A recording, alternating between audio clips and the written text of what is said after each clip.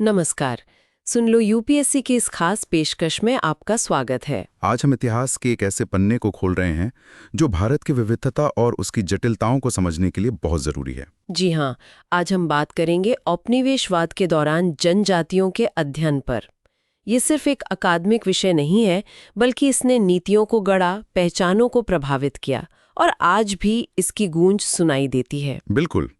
हम खास तौर पर इग्नू के एमए हिस्ट्री कोर्स की यूनिट 32 उपनिवेशवाद के तहत जनजातियों का अध्ययन स्टडिंग ट्राइब्स अंडर कॉलोनियलिज्म को आधार बनाकर चल रहे हैं। हमारा मकसद ये समझना है कि औपनिवेशिक शासकों, मानवविज्ञानियों और फिर हमारे अपने राष्ट्रवादियों ने इन समुदायों को, जिन्हें जनजाति कहा गया, उन्हें कैसे देखा, क्या नजरिया था उनका। हाँ, और क्या धारणाएं बनी।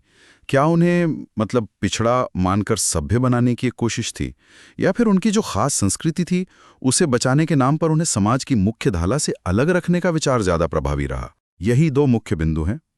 एक तरफ अलगाव या संरक्षण का विचार, और दूसरी तरफ मुख्य धारा में शामिल करने या विलय, असिमिलेशन, इंटीग्रेशन का। इन्हीं के इर्द गिर्द पूरी बहस घूमती रही। तो हम इस पूरी चर्चा में आइग्नो की यूनिट 32 से अहम बिंदुओं को लेंगे, जिसमें औपनिवेशिक रिपोर्टें हैं, मानवशास्त्रीय अध्ययन है और राष्ट्रवादी विचारों का भी विश्लेषण है। और हम कुछ बुनियादी सवालों के जवाब ढूंढने की कोशिश करेंगे, जैसे क्या ये जनजातियां हमेशा से ही समाज से कटी हुई थी, अलग थलग थी, या फिर औपनिवेशिक शासन ने उनकी पहचान और जिंदगी को किस तरह से बदला। क्या उन्हें वाकई संरक्षण की जरूरत थी या फिर एकीकरण ही सही रास्ता था। ये सवाल आज भी प्रासंगिक हैं। बिल्कुल। तो चलिए शुरुआत करते हैं उपनिवेशवाद से भी पहले के दौर से, जब अंग्रेज भारत में अपनी पकड़ मजबूत कर रहे थे। उससे पहले इन समुदायों को लेकर क्या धारणाएं थी, यूनिट का सेक्शन 32.1 इसी पर बात करता है। हाँ, तो जब अंग्रेज पहली बार मान लीजिए मध्य भारत या उत्तर पूर्वी भारत के इलाकों में पहुंचे, तो उनका सामना ऐसे समुदायों से हुआ जो शायद मुख्य रूप से खेती नहीं करते थे। जी। ये समुदाय ज्यादातर जंगलों, पहाड़ों पर निर्भर थे। उनकी अर्थव्यवस्था, उनकी जीवन शैली अलग थी और अक्सर संसाधनों को लेकर, यानी जमीन या जंगल पर अधिकार को लेकर, उनका मैदानी इलाकों के शासकों से टकराव भी होता था। इस संदर्भ में सुमित गुहा का काम महत्वपूर्ण है, खासकर खानदेश और मध्य भारत पर। वो दिखाते हैं कि कैसे मराठा काल में भी संसाधनों का प्रबंधन, पर्यावरण में बदलाव और इन समुदायों का जीवन एक दूसरे से जुड़े हुए थे। हाँ, गुहा बताते हैं कि ये पहचाने, भीड़ या गोंड जैसी पहचाने, कोई हमेशा से बनी बनाई चीज नहीं थी। ये ऐतिहासिक परिस्थितियों, शासकों के साथ उनके रिश्तों और संसाधनों पर नियंत्रण के संघर्ष से बनती बिगड़ती रहीं। यानी ऐसा नहीं था कि वो हमेशा से जनजाति थे और बाकी सब गैर जनजाति। ये श्रेणियां काफी लचीली थी। बिल्कुल। मुगल काल को देखें या मराठा काल को, तो गोंड, खक्खर जैसी जनजातियों की सैन्य संघर्षों में भी भूमिका रही है।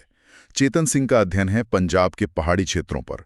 वो जाट, खक्खर, बलूची सरदारों का जिक्र करते हैं, जिन्हें उस समय के दस्तावेजों में एक तरह से समान धरातल पर देखा जाता था। तो ट्राइब या जनजाति शब्द का इस्तेमाल उस वक्त शायद उतना सख्त नहीं था जैसा बाद में हुआ। हाँ, कह सकते हैं ये ज्यादा लचीला शब्द था।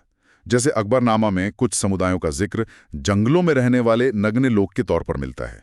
गोंडों को कई बार तिरस्कार की नजर से भी देखा गया है, लेकिन ये एक जटिल तस्वीर है। तो शुरुआती ब्रिटिश नजरिया कैसा था जब उनका सामना इन समुदायों से हुआ? देखिए, अंग्रेजों का शुरुआती नजरिया काफी हद तक उनके संघर्षों से प्रभावित था।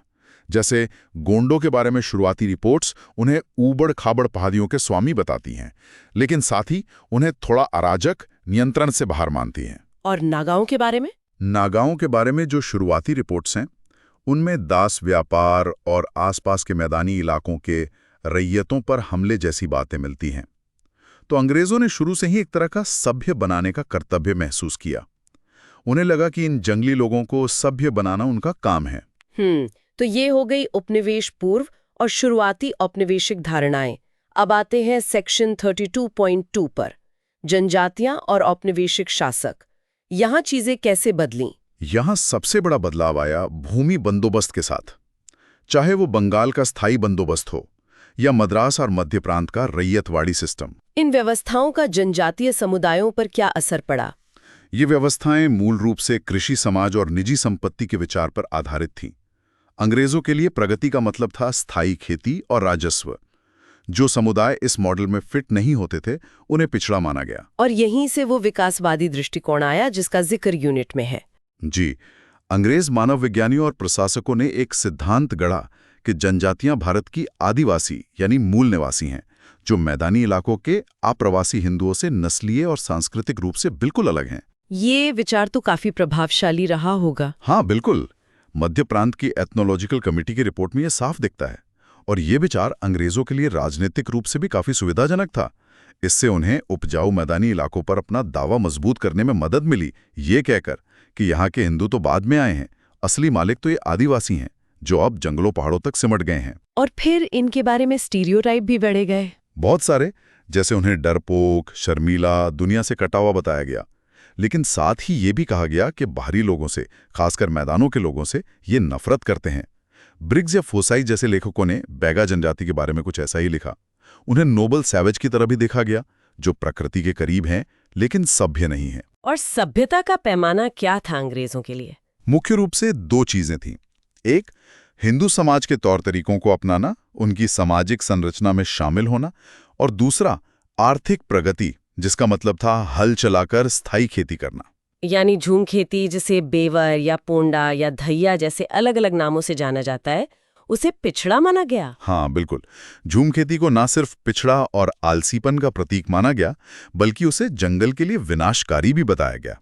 रिचर्ड टेम्पल जैसे अधिकारियों ने इसकी कड़ी आलोचना की। और इसका नतीजा ये हुआ कि इन तर्कों का इस्तेमाल करके औपनिवेशिक सरकार ने जनजातीय इलाकों में दखल देना शुरू किया।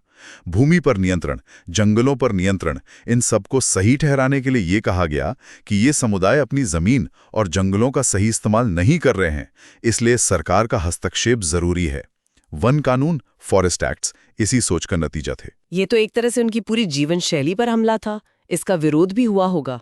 जाहिर तौर पर 19वीं सदी के अंत तक आते आते हालात काफी बिगड़ गए थे। जमीनें बाहरी लोगों, साहूकारों, जमींदारों के हाथ में जा रही थीं। लोग कर्ज के बोझ तले दब रहे थे। वन विभाग उन्हें सस्ते मजदूर की तरह इस्तेमाल कर रहा था।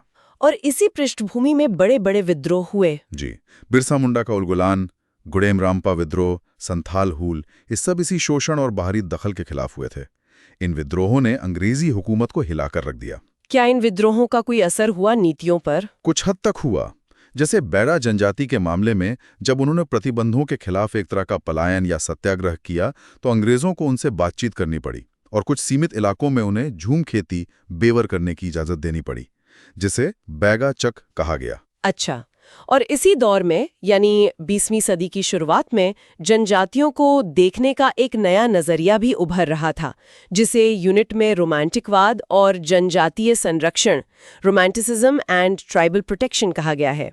ये सेक्शन 32.3 है। हाँ, ये एक दिलचस्प मोड़ था। एक तरफ शोषण बढ़ रहा था, विद्रोह हो रहे थे, और दूसरी तरफ कुछ अंग्रेज अधिकारी और मानव विज्ञानी इन समुदायों की विशिष्टता को बचाने की बात करने लगे। इसमें कौन लोग प्रमुख थे? दो नाम बहुत महत्वपूर्ण हैं, W.V. ग्रिगरसन और वेरियर एल्विन। ग्रिगरसन बस्तर में प्रशासक थे। ग्रिगरसन का क्या नजरिया था? ग्रिगरसन का नजरिया थोड़ा परोपकारी पितृसत्तात्मक था। उन्होंने बस्तर के मारिया गोंड का अध्ययन किया और उन्हें प्रकृति के साथ पूर्ण सद्भाव में रहने वाले समुदाय के रूप में चित्रित किया।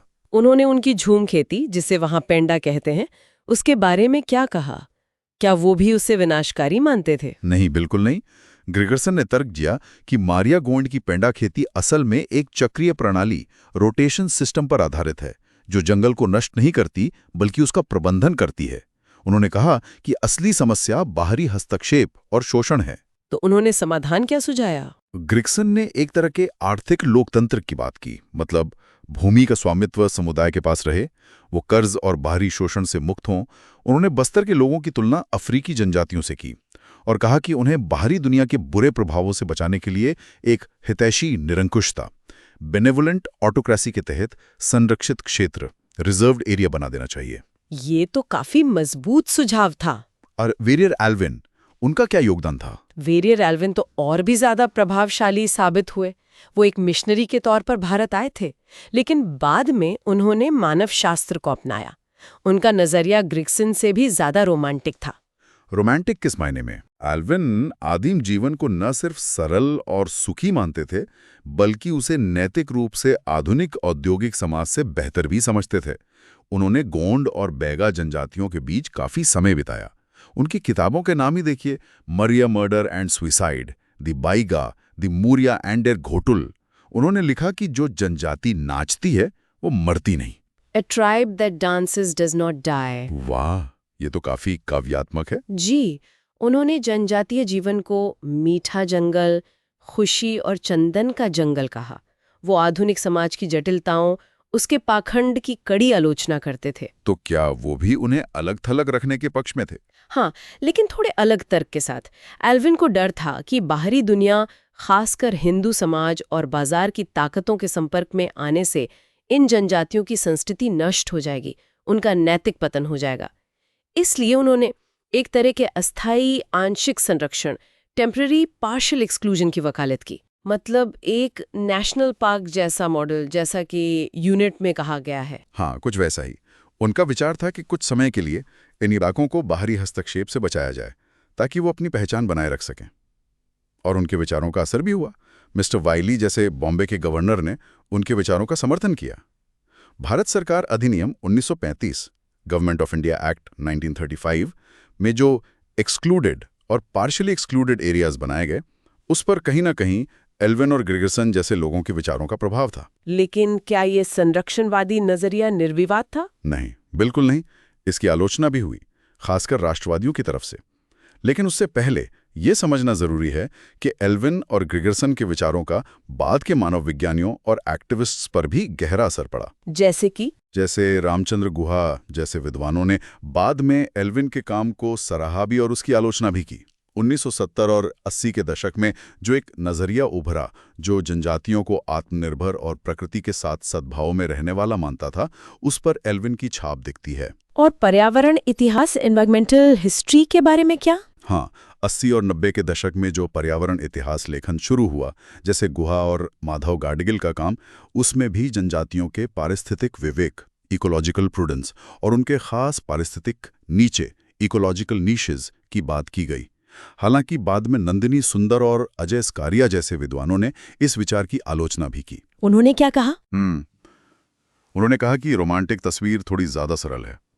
हाँ, औपनिवेशिक नीतियों और प्रतिबंधों ने शायद उनकी एक खास आदिम पहचान को मजबूत किया हो, लेकिन ये मानना कि वो हमेशा से अविकसित थे या बाहरी दुनिया से कटे हुए थे, ये ऐतिहासिक रूप से सही नहीं है। ये बहुत महत्वपूर्ण नुक्ता है।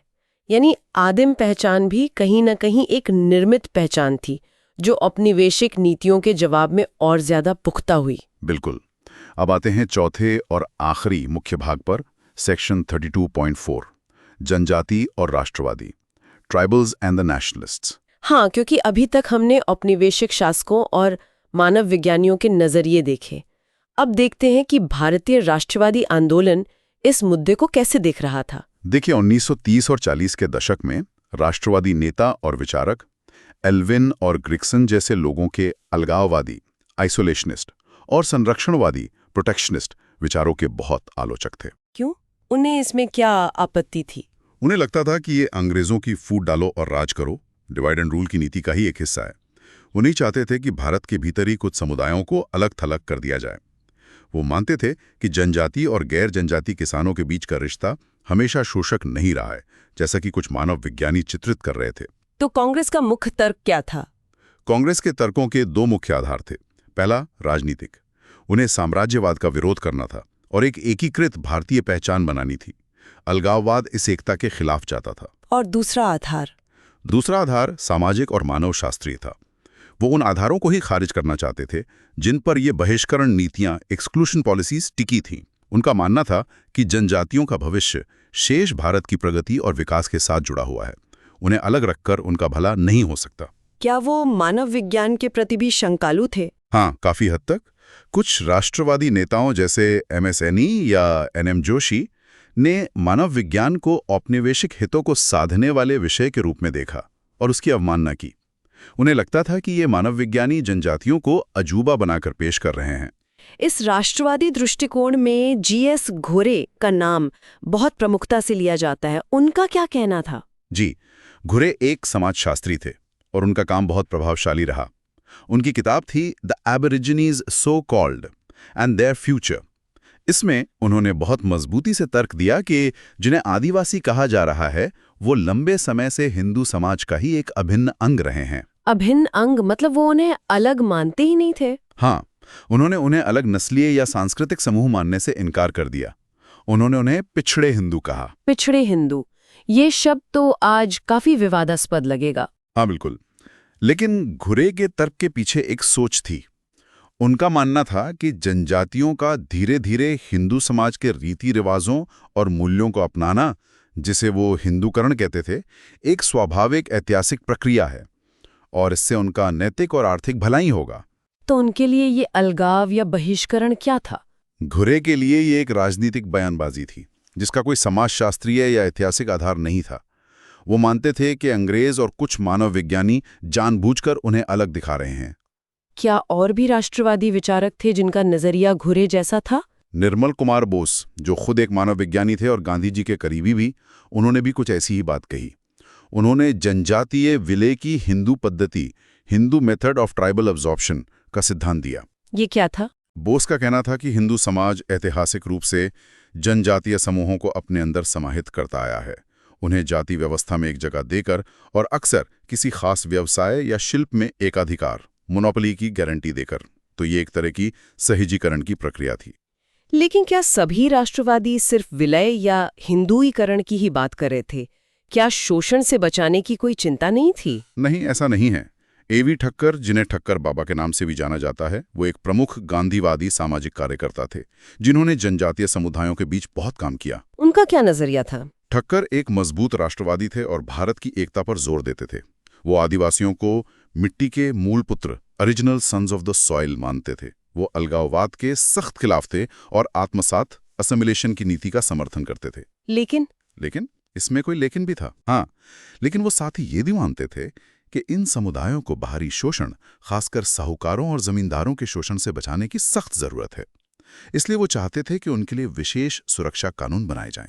तो वो पूरी तरह से मुख्यधारा में विलय के पक्ष में नहीं थे अगर उससे शोषण का खतरा हो? कह सकते हैं कि वो एक संतुलित रास्ता चाहते थे। वो नहीं चाहते थे कि जनजातियों को म्यूजियम का सामान बनाकर अलग थलग कर दिया जाए, जैसा कि शायद इल्विन चाहते थे।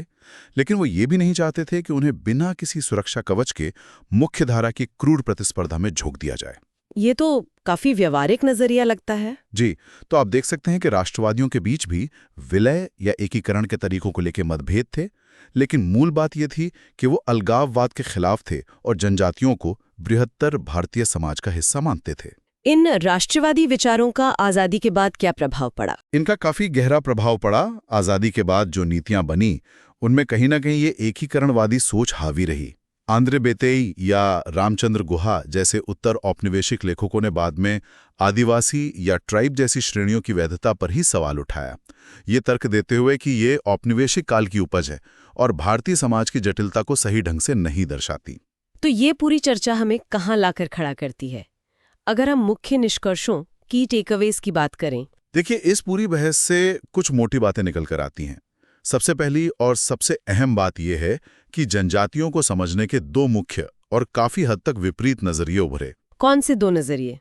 एक नजरिया वो था जो उनकी विशिष्ट और अनूठी संस्कृति को बचाने के नाम पर उन्हें बाहरी दुनिया के प्रभावों से अलग रखना चाहता था।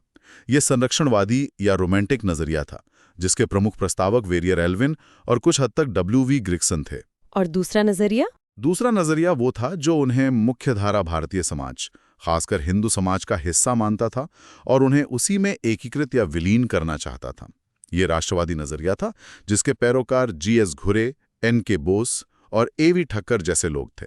दूसरा मुख्य निष्कर्ष क्या होगा? दूसरा निष्कर्ष औपनिवेशिक हितों की भूमिका से जुड़ा है।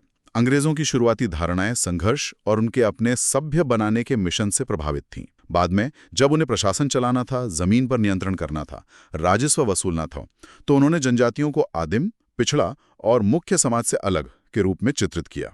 ये उनके प्रशासनिक और आर्थिक हितों के लिए सुविधाजनक था। और राष्ट्रवादियों की प्रतिक्रिया? तीसरा निष्कर्ष यही है कि राष्ट्रवादियों ने इस अलगाववाद का पुरजोर विरोध किया। उन्होंने इसे अंग्रेजों की फूट डालने वाली राजनीति का हिस्सा माना। उन्होंने तर्क दिया कि जनजातियां व्यापक भारतीय समाज का ही अंग हैं, हालांकि उनके एकीकरण के तरीकों पर राष्ट्रवादियों के बीच भी मतभेद थे। और आखिरी, लेकिन शायद सबसे महत्वपूर्ण निष्कर्ष, वो ये कि जनजाति की अवधारणा और उससे जुड़ी पहचान कोई स्थिर या शाश्वत चीज नहीं थी। ये कोई पत्थर की लकीर नहीं थी, बल्कि ये पहचान औपनिवेशिक नीतियों, मानवशास्त्रीय अध्ययनों, बाहरी हस्तक्षेपों और फिर राष्ट्रवादी बहसों के बीच लगातार गढ़ी जा रही थी, बदल रही थी। ये एक निर्मित कंस्ट्रक्टेड पहचान थी। ये बात बहुत अहम है। तो अब हम अपनी चर्चा के अंत की ओर बढ़ रहे हैं।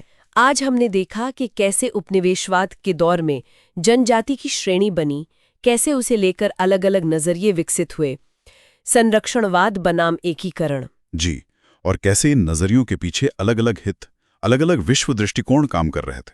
यहाँ एक अंतिम विचार में श्रोताओं के लिए छोड़ना चाहूंगी।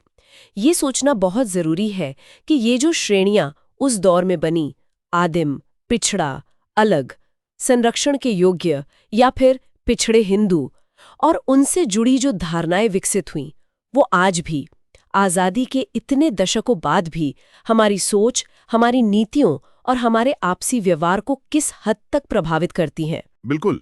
जब हम आज जनजाति विकास, आदिवासी अधिकार या मुख्य धारा में शामिल करने जैसी बातें करते हैं, तो क्या हम कहीं अनजाने में उन्हीं पुराने औपनिवेशिक या राष्ट्रवादी चश्मों से तो नहीं देख रहे हैं?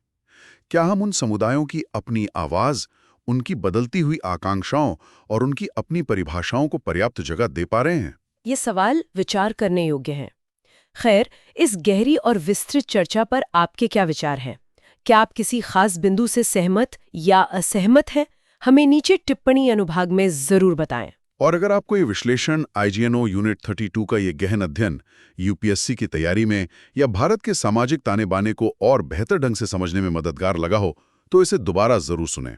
हाँ, और इसे अपने दोस्तों के साथ साझा करें, लाइक करें, और अगर आपने अभी तक नहीं किया है तो सुन लो UPSC YouTube चैनल को सब्सक्राइब करना ना भूलें, ताकि आप भविष्य में आने वाली ऐसी और ज्ञानवर्धक चर्चाओं से जुड़े रह सकें। आप सभी के समय और ध्यान के लिए बहुत बहुत धन्यवाद। धन्यवाद।